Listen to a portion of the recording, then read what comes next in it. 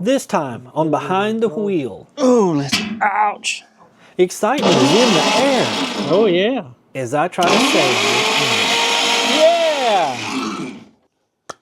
I got to do that one more time. I don't believe this. I'm Brad Dyson, and this is Behind the Wheel.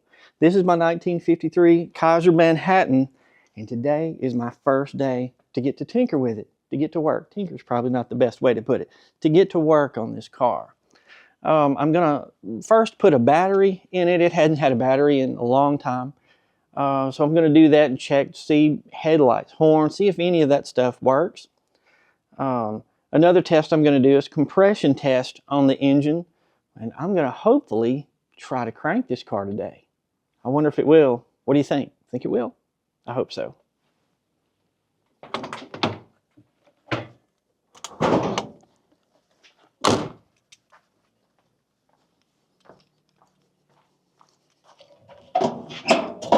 Oh, big long hood. Now this hood only opens just a little ways, and I thought maybe there was a problem with the hood springs, but come to find out, they just didn't open very far. But everyone on the Kaiser group said to just put a stick in there to open it a little bit further. Maybe that'll work. I'll have to fix that eventually. But let's see which way the battery goes. I'm looking at here. Okay, that. And that's the ground. Okay. All right.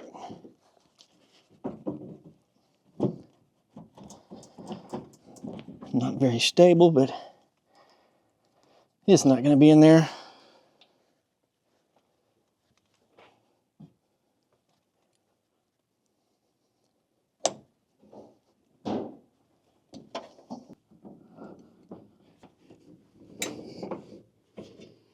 Well, it's a long battery cable.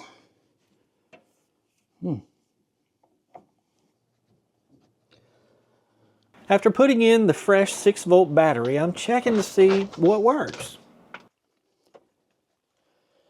All right, let's see.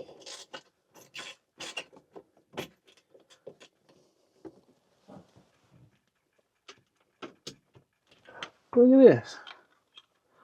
All right, we got power to the interior.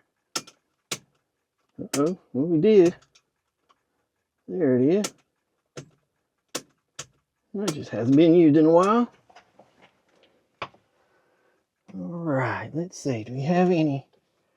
I barely see a light in there. The indicator on the dash works, but the headlights are not working. Okay, that was the bright lights. Dim isn't functioning yet. All right, let's look at the no power to the radio. Yeah, the clock is running though. I realized just a few minutes ago that I bought this car, hadn't even sat in it, but let me tell you, it's pretty doggone comfortable. I can get used to this. Well, we've got tail lights working. Man, don't those look good? Look at this.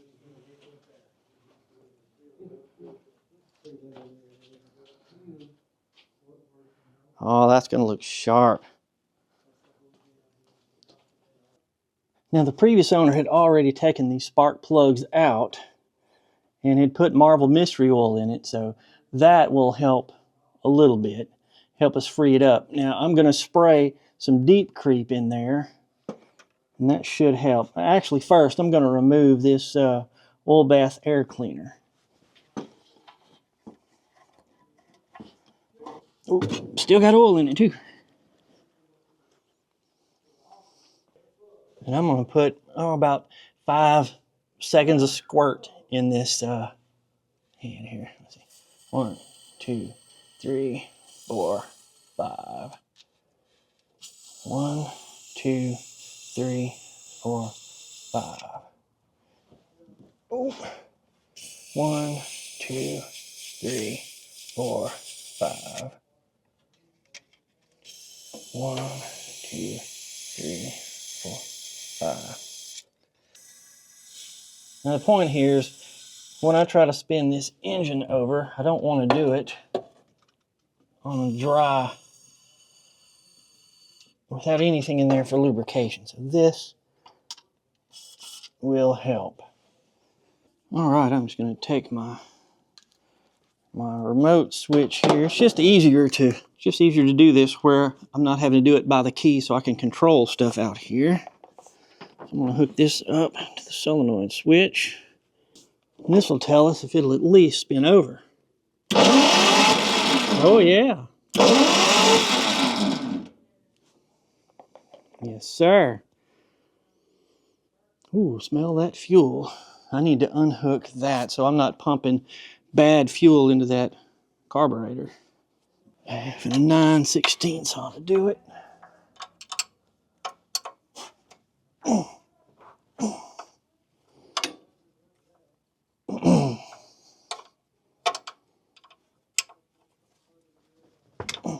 There it is.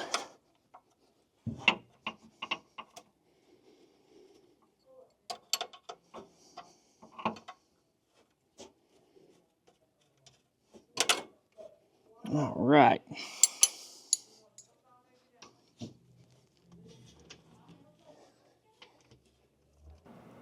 I'm hooking up a compression tester because I know at least one valve is stuck.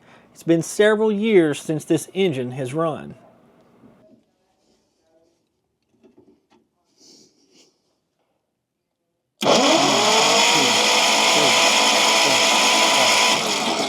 Okay, number 1 is getting nothing. Not a thing. All right, so number 1 is getting nothing. So let's try the second one.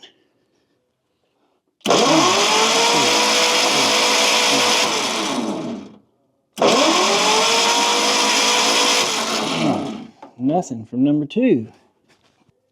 All right. Well, we know what doesn't work. All right, this is number 3.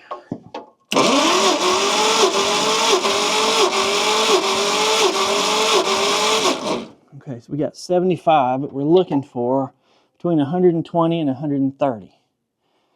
So that is low, low, low, low. All right, now we're on number 4.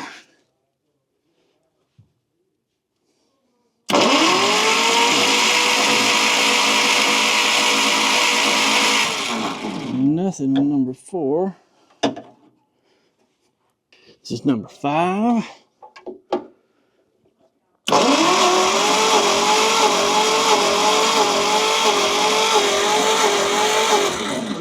Getting about 20. Stuck valves.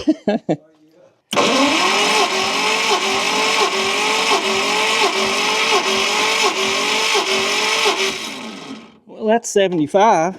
With exhaust, can you tell where the exhaust? Oh, ouch. Why don't you, can't you get that thing higher? I don't know. Oh, I put it in under here. Yeah. That's better. To see where the valve is, or I see the top of it. what about that? I can see that one. I mean, I can see that it's raised and feel it too. It's stuck up. Yes, sir. It ought to be tapped. I'm going to tap it down right quick, just a little bit. I'm using a socket extension and a hammer to tap the valves down. Well, I can sure feel number 1 now. That's supposed to be 120 to 130? I don't know.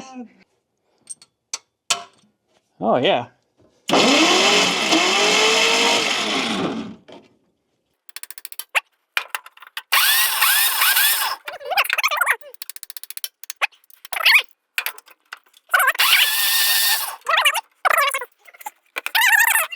Well, we're making progress. We've got compression on all cylinders now. It's not 120 to 130 like the book says, but it's better than nothing. It's a start. We're going to try to get this thing to bump off. Oh yeah, we got spark.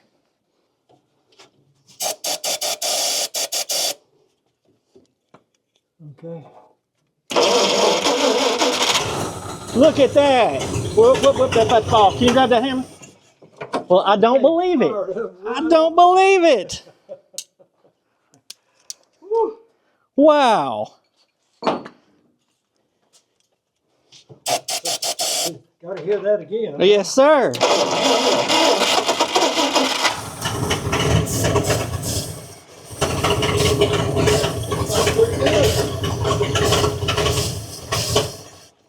Let's pump up a little gas. Oh, it did. All right. So.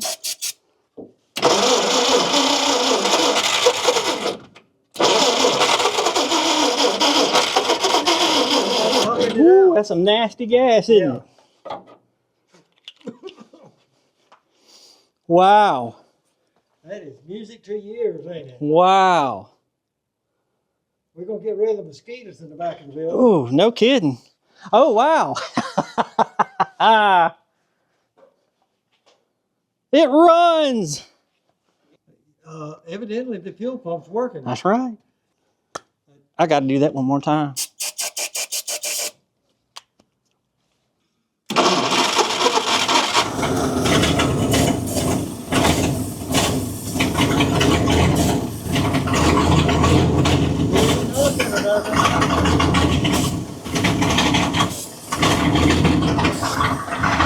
It's working. Oh. All right, well, my cup's full now, so. Well, I'm impressed. I'm so glad. All right. Let's see. Let me wash my hands. We'll go grab a bite to eat. So in just over an hour and a half, this went from a non-running car with either 4 or 5 stuck valves to now we have a running car. Now all I have to do is get the bad gas out, put fresh gas in, spark plugs, plug wires. Well, follow along on my journey with the 53 Kaiser Manhattan. We have a running car now. I'm Brad Dyson. This is Behind the Wheel. Yes. All right.